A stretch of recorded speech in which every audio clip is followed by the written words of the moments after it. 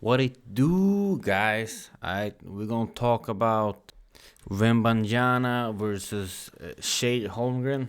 Uh, we all saw the highlights, and yes, it did look kind of funny. I mean, two 8-footers at like 100 pounds each. That's you don't see that every day, but I don't know. They both played very well, though. I know it's the preseason. I mean, no one really cares about preseason, but I mean, if you look at the highlights, they move really well for their size. So I mean, I think there is a lot of potential. Yeah, whatever.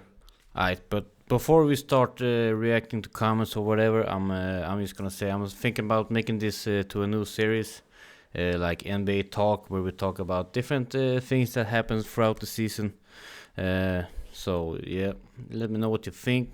But anyways, first comment: glazing all day, and yes, I do agree. The reason I agree is because I mean Wembanyama, he has a great prospect and whatever, but God, they make him sound like Michael Jordan or something. I mean, calm down, guys. God, like I think Bleacher Report put out like three highlights of him, and one was a travel, and one was a absolutely clear charge.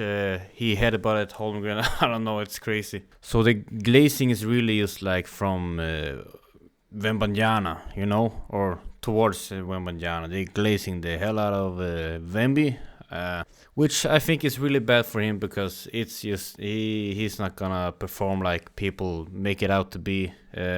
I'm sure he will have a good career, but he will. It's absolutely no way he's gonna reach the potential they're putting him at. There's no way. I'm calling it right now.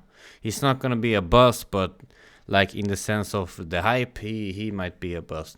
I think he's pretty similar to Holmgren. I think it's better than Holmgren, but I mean, career-wise, it's gonna be kind of the same, as long as no one gets injured like Porzingis. Next comment by Nate Robinson. I don't know what this means really, but I just wanted to put it in. I don't know. I'm guessing he means like Holmgren really did well, and I don't know.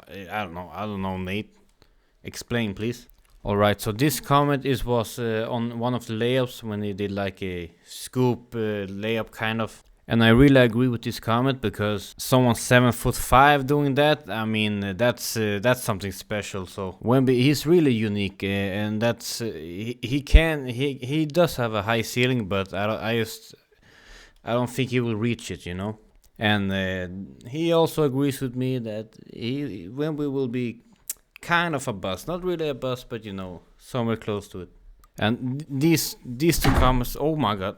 Almost dropped the TV. Hold on. Anyways, yes, it did look really funny, man. Can you imagine these two fighting? Oh my. But anyways, I just wanna I think Chet Holmgren is really underrated. I think he really showed himself in that matchup. And again, I know it's preseason, but I think he really he showed that he's not that far from Wemby.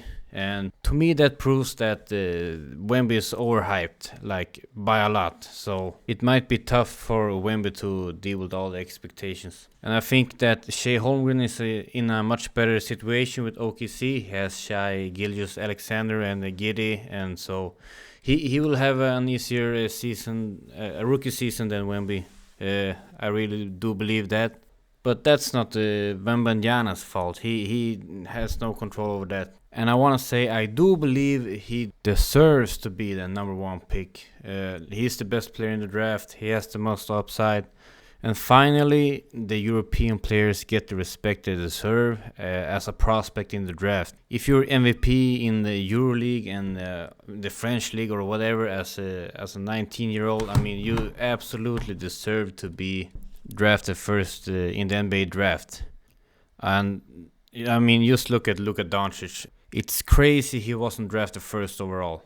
And I do believe that after that draft and how Luka turned out to be in the NBA is the reason why Wembanyama is drafted first overall this year also. People don't want to make that mistake again because it was a mistake not drafting Doncic number one. But Americans will be Americans all day long. there's no longer like a risk drafting a European player. And if you look at the NBA right now, I mean, Jokic, Giannis, I mean, there's so many European players that are at the absolute top of the league and winning MVPs and finals MVPs and championships and leading their teams. So I mean, I'm really happy that the European players are not taking over, but they are taking place. But anyways, that's it for this NBA talk. I was supposed to have a couple of friends on this too, but been a lot the last few days, so that's coming up in the next episode. We'll see the season starting soon, and we'll talk through different topics. And that's all for today. See you later, guys. Please like, comment, and subscribe. Please let me grow. Peace.